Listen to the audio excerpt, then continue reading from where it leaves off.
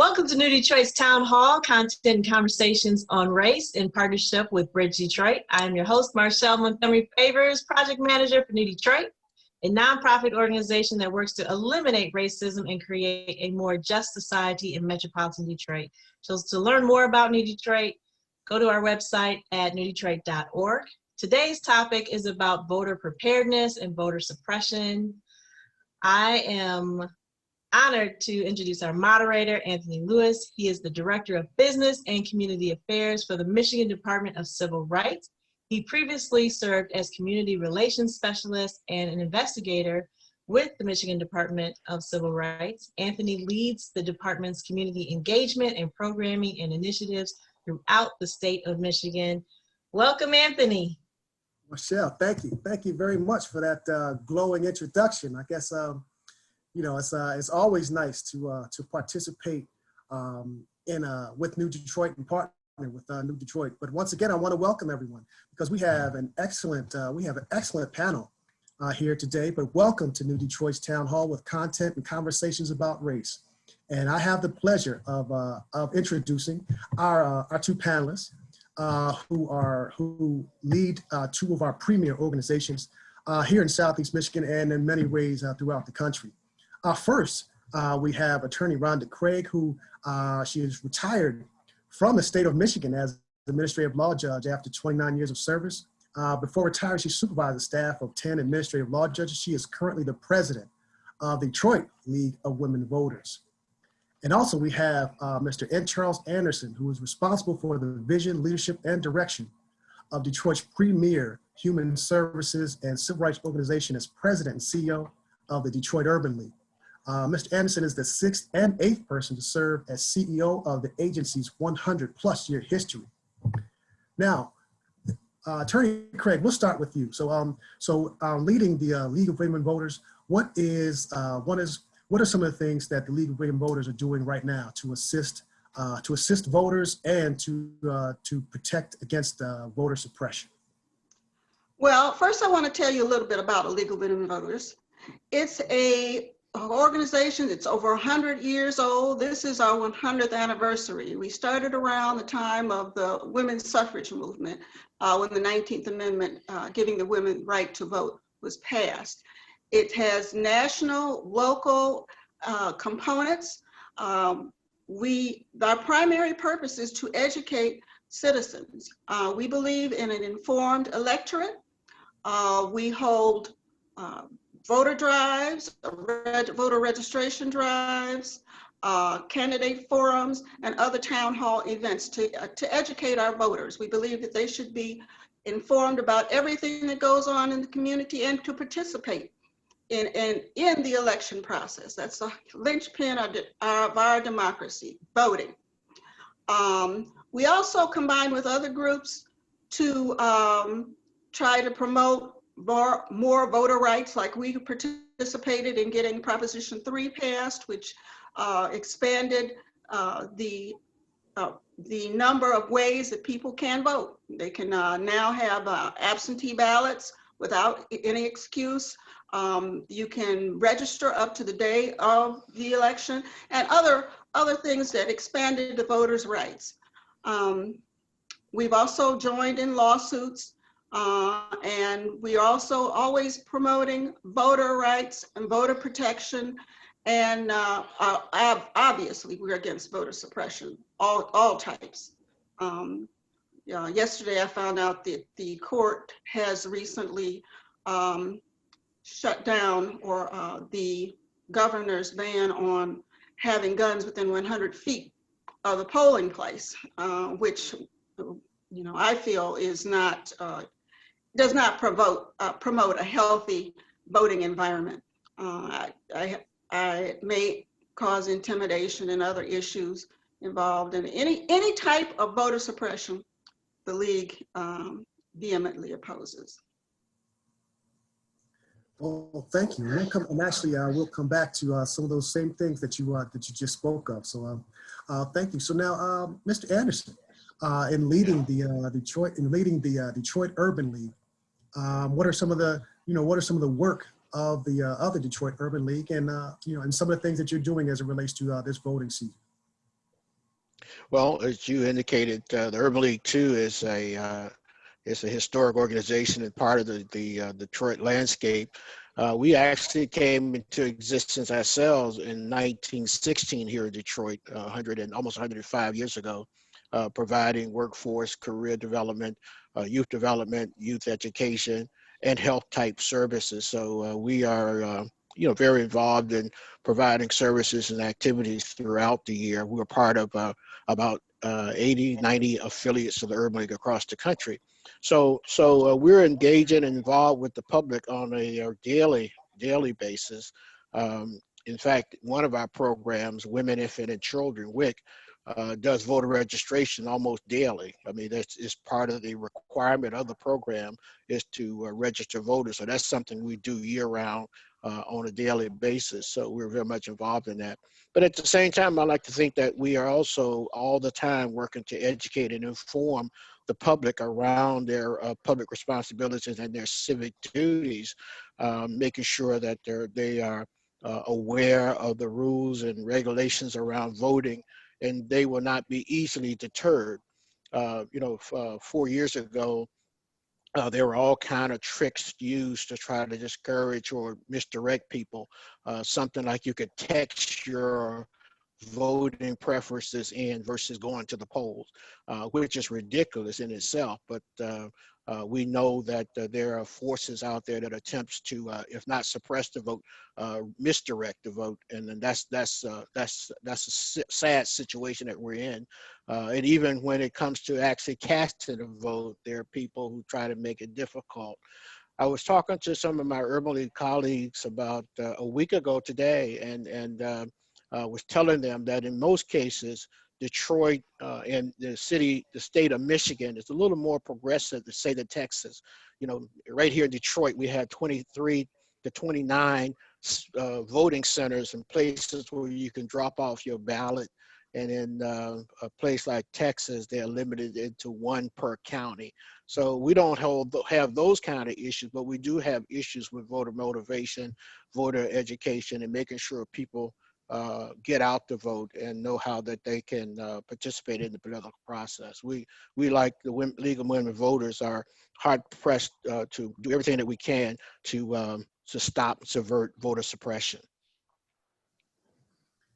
Well, thank you very much for that. One of the things that you spoke of earlier, Attorney Craig, is the Secretary of State issued the guidance regarding guns and regarding open carry at polling sites and within 100 feet. And you also mentioned about how the court recently said that no, that guidance is not,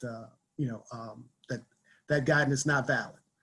And so now, what kind of effect do you think having that? What kind of effect do you think that has on the electorate, on folks just going to the polling places? If now, in our current climate, if now we see that there could be the possibility of some folks coming to their polling places armed and visibly armed.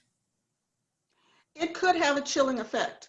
Obviously, no one wants to go somewhere and where there are people who are armed and maybe threatening. We have a lot of voters. There's been a large turnout in the absentee ballot, but in turning in the absentee ballots, but there are a lot of voters who will be coming to the polls.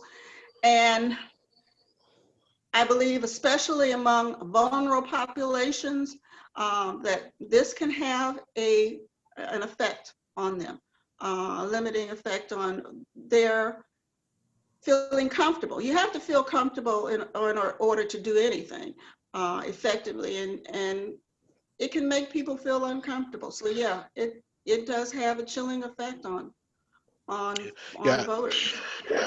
Yeah, when you think about it, again, this is all part of that voter suppression, voter intimidation kind of behavior that we are talking about. There are forces in our society who just don't want to see people exercise their civic responsibility, particularly when it can change the political landscape. But we do know that elections have consequences, and it's kind of ironic that we have judges who are saying it's okay for people to bring weapons into the voting booth.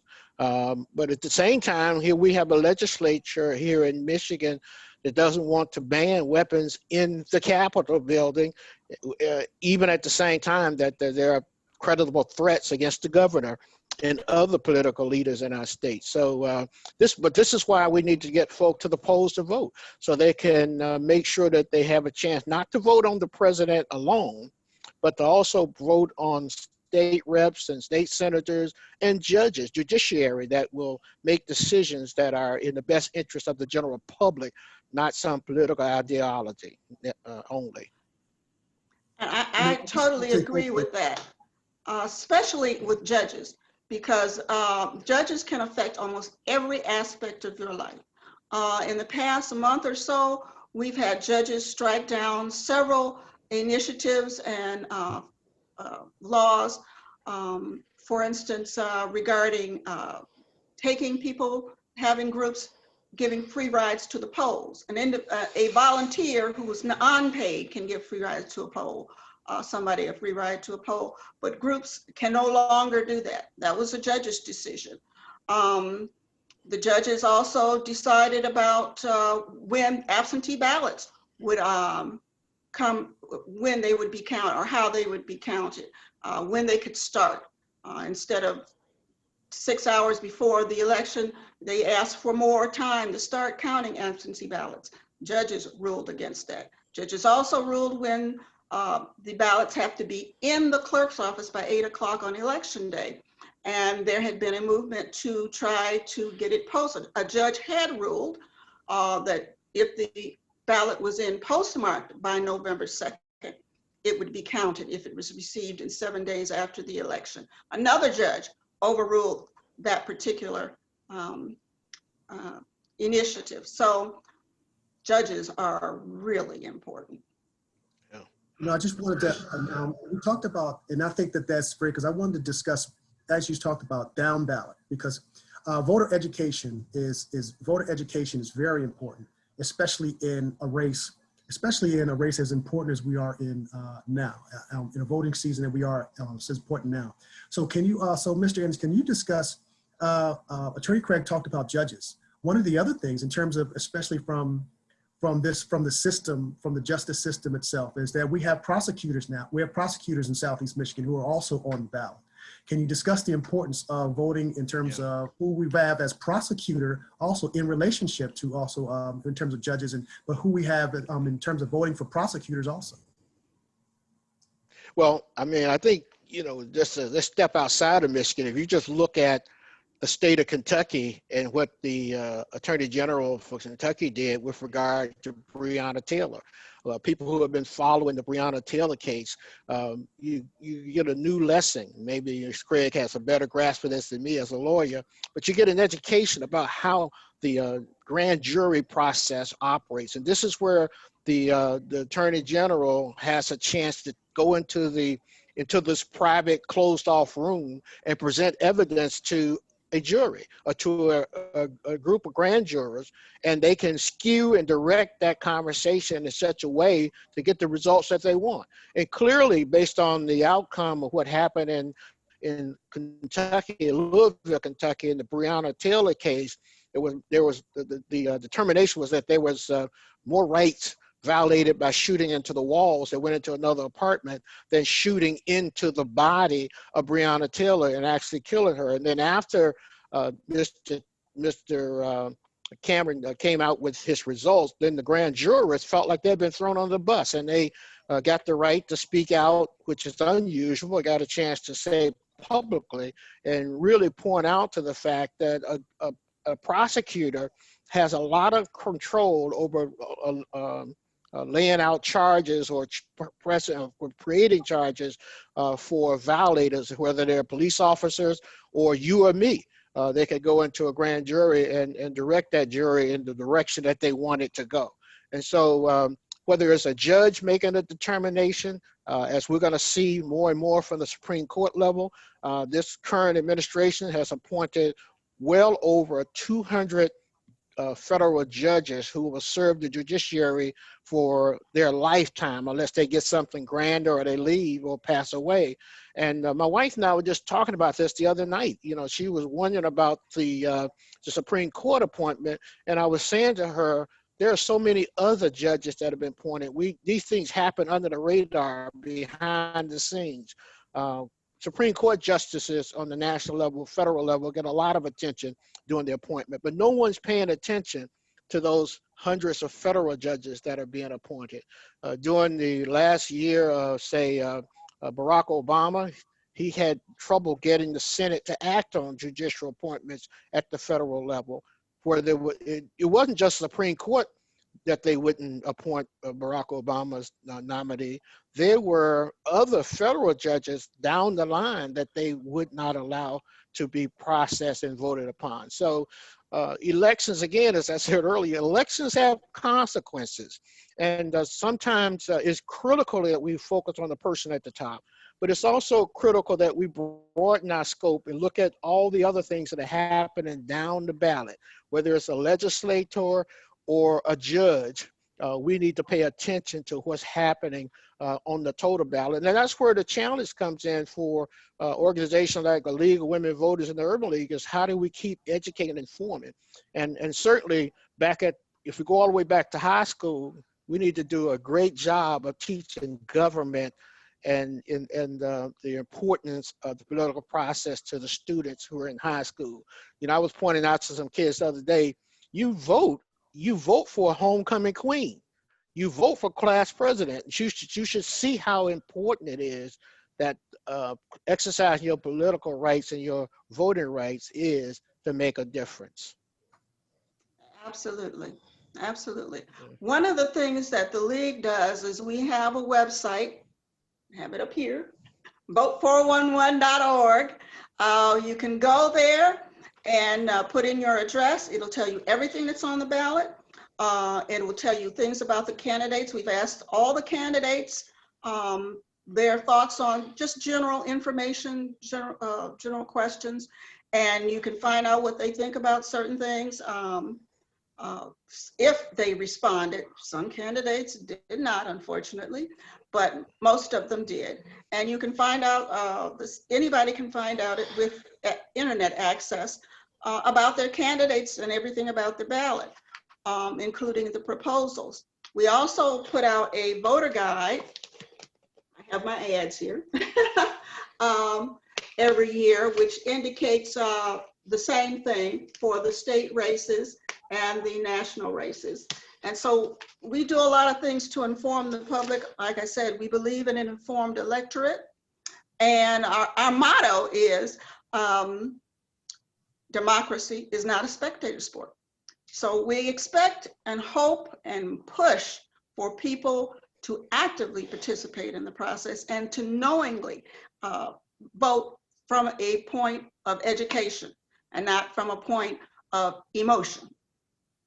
Yeah, Anthony and Rhonda, I was early on this year, particularly when George Floyd, we watched those 8.5, 9 minutes of George Floyd being slowly killed, asphyxiated by the police officer kneeling on his neck. We started saying to people then that, you need to remember these kinds of behaviors as we go to the polls. And we started talking about that then. We issued a statement saying, look, it's great to be protesting and doing it in the most appropriate way, not looting and damaging property, but certainly protesting. But the biggest protest demonstration you could make is by casting your ballot, because Ahmaud Arbery is on the ballot. Breonna Taylor is on the ballot. Fidel Castro is on the ballot. George Floyd is on the ballot, because we're voting for people who would set practices and policies, who would deal with police brutality issues, who would deal with whether or not the processes and procedures of police is appropriate, who would have prosecutors who will seriously look at the behaviors of police officers, or city councils that would deal with how police officers, the police departments are funded and how monies are directed. All of these things that we're concerned about are on the ballot every time we cast our ballots, every time we vote. Yeah, and we have, I really want to emphasize the fact that we've got to get our young people more involved. They involved in the protests, like you said, but they're going to the ballot sometime, going to the polling place, exercising their right to vote is something they don't, a lot of them don't seem to find the importance of. They don't seem to understand how they fit into it, how it's going to do anything. And I've done a lot of registration drives where I've talked to a lot of young people who said it's not going to mean anything. Who I want never gets in. And I tell them, well, you know, people play the lottery. If you don't win, they still play again. They don't stop. Yep. There you go. And this is something that takes very little time, no money, you know, to do, that we can do to make our voice heard. People wait outside of these shoe stores to get these gym shoes for hours, and you know that doesn't take, and to pay money for some gym shoes when you can do something. Or chicken sandwich. Or chicken, yeah. And this doesn't cost you anything. And, you know, I can go into on and on about the way people have died to get this right. I don't know. The only thing that I have found that will kind of help in convincing somebody to vote is to say, there are people that don't want you to. That seems to be more of a motivation than anything. Well, yeah. Yeah, I tell you, Miss Rhonda, if your vote didn't count, I think Common was quoted as saying this too. Why are people trying so hard to keep you from doing it if it didn't count? But the other evening, we have one of the things we have at the Urban League is something called the College Club. We operated for students in grades 8 through 12. And we talked to them about civic responsibility, volunteering in the community, preparing for college, thinking about careers, even preparing a portfolio in their essays that some colleges are requesting. And we were really proud as some of the students that have gone through our college club. One of our students was just hired by the Free Press as a neighborhood writer. But yes, the other day I was watching a recording that was done by Kerry Washington, the original Mrs. Pope in the political process and in fiction television. But she was online and she ended up talking to one of our college club students who's now 19 and has voted absenteeism for the very first time for a presidential candidate. And Kerry Washington asked her this question, why did you vote, or what motivated you vote? And the young lady said, because I'm here. You know, I thought that was kind of a strong message. I'm here. You know, if I'm here, I should activate and participate. And that's the message we have to keep telling our young people as they grow older. I mean, there's a generation of folk who know what Rhonda Craig is talking about when we talk about people dying. But there's a new generation. Work through our technical difficulties. One of the questions that I would like to ask also is, you talked about our students and our young people, and Mr. Anderson was talking about the work that they're doing at the Urban League with their young people. One of the questions I also is in going back to discussing the down ballot discussions. You know, there are school board seats that are up for election. So you know, so the importance of understanding, so the importance of really really understanding and being educated about who's running for our school board, because obviously, you know, the school board folks, some of their on the school boards, they tend to set policy. You know, they set policy for your school district, which in turns, which for some, in turns talks, you know, in turn could set what is taught. You know, could set the curriculum or what is taught in those. So could each of you kind of discuss that point, because you talked about education in our young people and the need for more civic education in our curriculum, in our secondary curriculum. Could each of you kind of discuss what that means in terms of, from a down ballot perspective, also in understanding who is on our school board and the impact that has on what is taught in our schools? Absolutely. The what they teach. I mean, I don't know if they're teaching government anymore, but I know we've worked with several schools to work with them about educating their students about government, how it works, the importance of voting, getting them registered. And yes, that curriculum, whoever makes the determination about the curriculum, that is somebody who should be focused on their civic duty and about democracy. So many students don't understand how that works at all. And so, yes, who is elected has a definite effect, in addition to who gives money to the school board, how much money they get.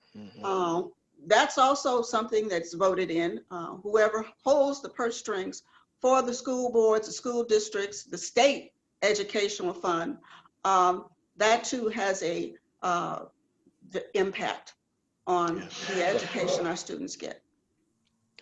Well, I mean, listen, let me tell you, I served on the Detroit School Board, and I've been a candidate for the school board election. As I tell you, it's very difficult and also disappointing sometimes to know that people go to the polls, they will vote at the top of the ballot and then go home. They won't vote for down ballot issues, whether they're proposals or school board candidates. And school board candidates on most local ballots are probably the lowest level of elected officials around. And a lot of people use the school board as a springboard.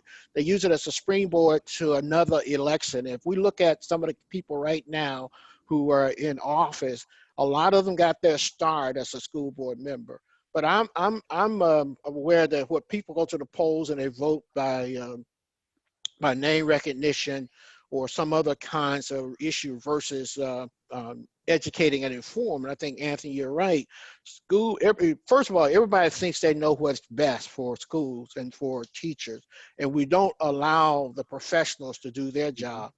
That's why we hire superintendents. That's why we hire educational specialists, instructional specialists. We should focus on policy and governance and not on every little nuance in a school district operation. So you're absolutely right. Sitting at the school board, you have to advocate for the right kind of textbooks. You want to make sure that the African American experience is real.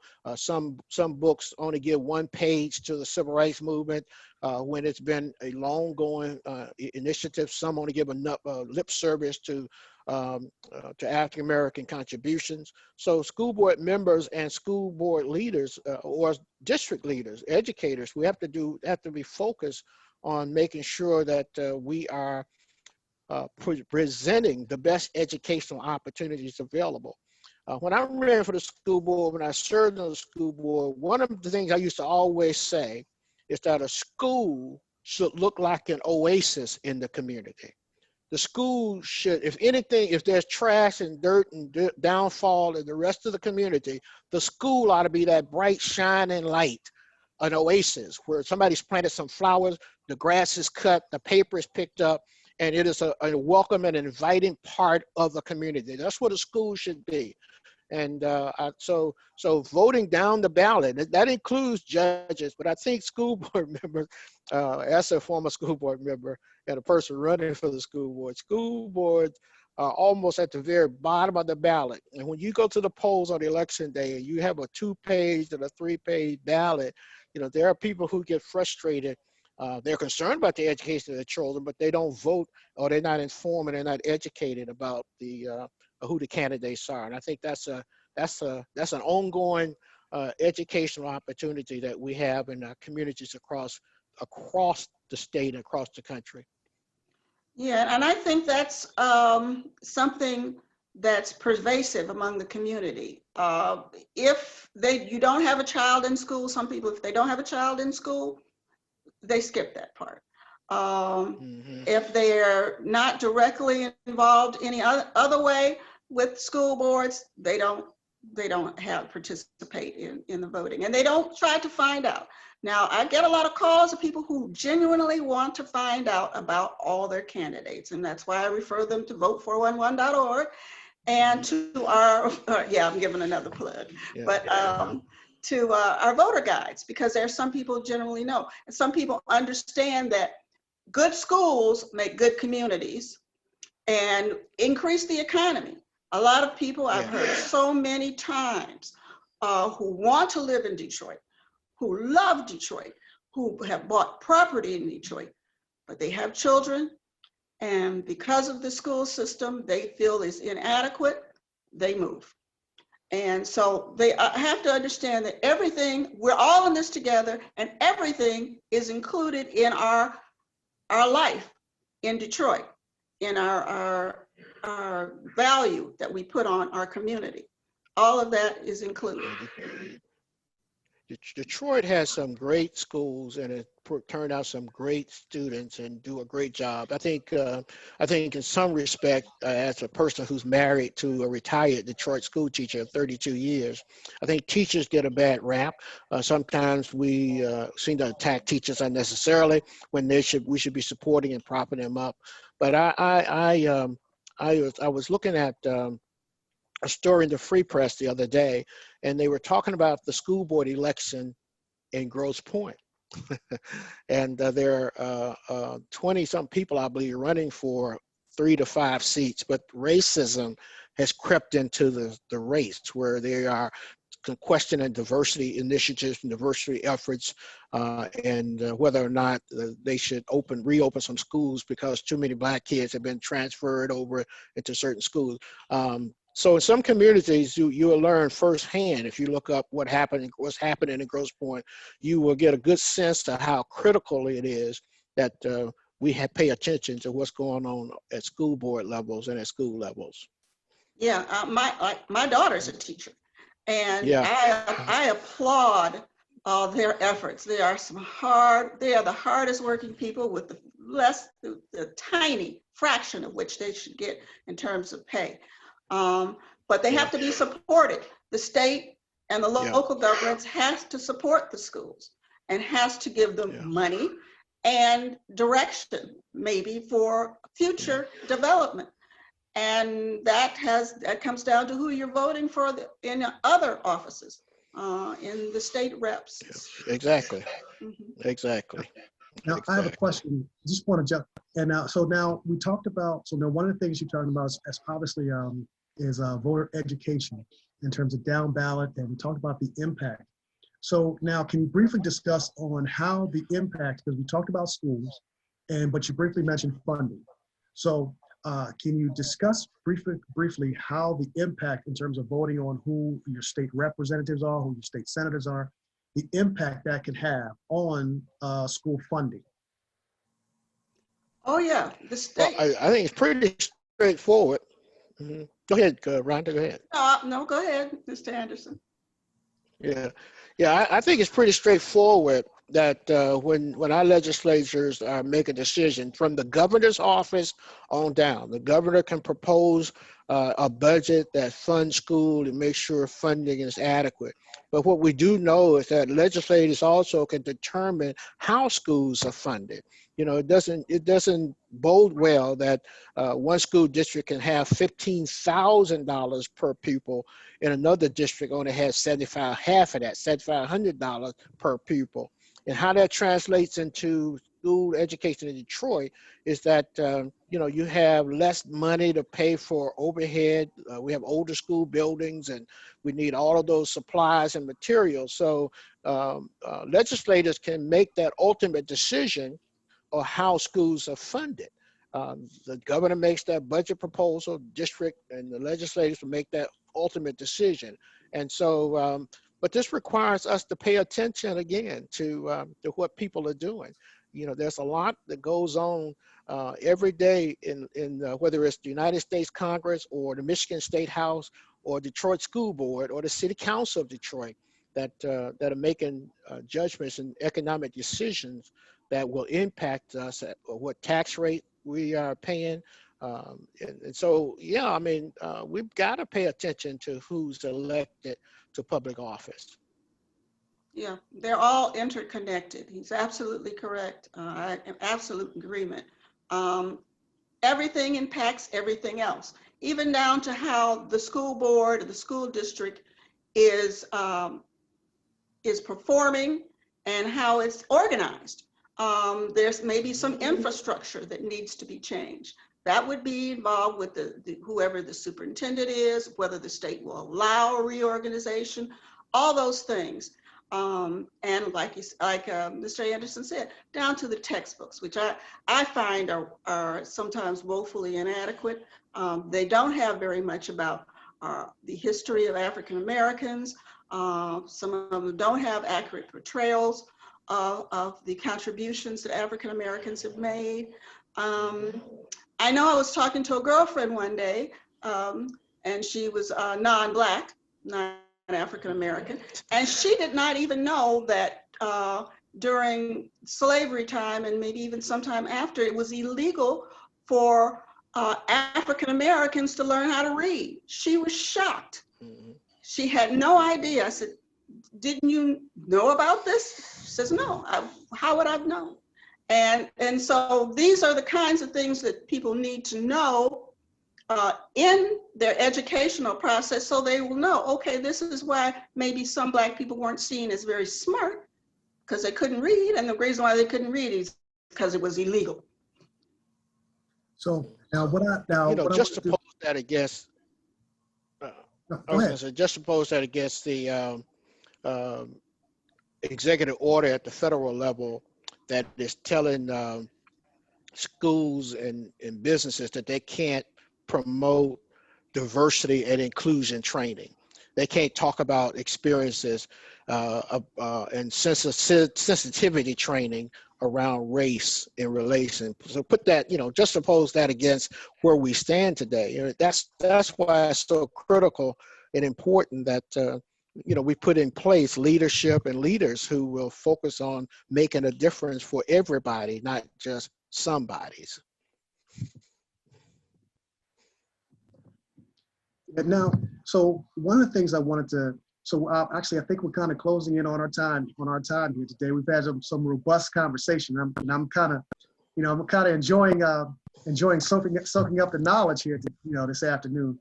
But one of the things, so what I'd like to know is just from your own personal knowledge and opinions and being in this work for being engaged in this work for a long period of time, what is just one or two things as we wrap up, what is just one or two things that you would like our viewers and you would like either our viewers or our young people to know in terms of the importance of voting and the consequences of not voting? Mr. Anderson, we'll start with you. Well, a couple of so years ago, after things started turning seemingly in the wrong direction, there was a slogan that said, "Stay woke." Stay woke. And basically what it was saying is stay alert, stay involved, stay active. Don't let things slip in and creep in and upset what we are trying to accomplish. So, my thing is that, we can't elect a person to office, whether it's Barack Obama or as we did, but you can't elect a person to office and once they get in office, you go home and sit down. You just got to stay engaged, stay involved. You've got to keep your voice out there and open. You need to, if there's some constructive criticism, you need to be able to give it. But my position is that the terminology and the affirmation, stay woke, is still a viable affirmation and information and connotation that we should still be leveraging, because everyone should be aware, alert, and involved. And we should make sure that we don't send someone off the office we don't send kids to school and when they come home, don't give them help with their homework. We try to help them along the way and provide education. I think that's important when we are electing people as president of the United States or as a local school board member and everything in between, that we stay alert, we stay involved, but we stay woke. Yeah, I agree with that. And further, their studies have shown historically that areas or communities that vote, their senator, reps, whatever elected official it covers that community pays attention to those people. They vote. Yeah. They are the one that keeps them in their jobs. So when a community votes and people see that, oh, these people vote, I'm going to pay attention to what they want. I'm going to pay attention to their needs in terms of garbage, roads, whatever. So that makes a difference. Voting makes a difference. Plus, one thing I would tell the young people is they may not come in contact with most elected officials, but they will come in contact more than likely with a judge for some kind of traffic thing or whatever. But a lot of times I've seen too many young people involved in the justice system. And you want to have a say-so in who is making a decision regarding your particular case, be it criminal, misdemeanor, or just a traffic ticket. Okay, so this impacts you directly. Okay, so that's what I would want to say to them. All right, well, thank you very much for those. Thank you very much for those words. And as we wrap up, I think the theme, what I wanted to ensure that we leave everyone with is one that that it involves you and to stay involved, and also that it impacts you on every level. So if you don't vote, as they say, if you're not at the table, then you're on the menu, which means if you don't, in essence, if you don't vote, then someone's going to be making decisions for you without your input. And also, I want to quote, and I think that a fitting way to end is I'll just quote Mr. Anderson in terms of stay engaged, stay involved, and stay woke. So thank you, everyone, for this opportunity. So if you need any further information, please contact New Detroit. And I want to thank them for this opportunity for these content conversations on race. And also, if you have any other any other questions regarding in this voting season, we have League of Women Voters that you have the League of Women Voters site, Vote 411. We also have the Detroit Urban League, and also we have the Michigan Department of Civil Rights, where you can contact us, michigan.gov/vote. So once again, I want to thank you for this opportunity. Everyone have a great afternoon. Thank you. Thank you. Thank you.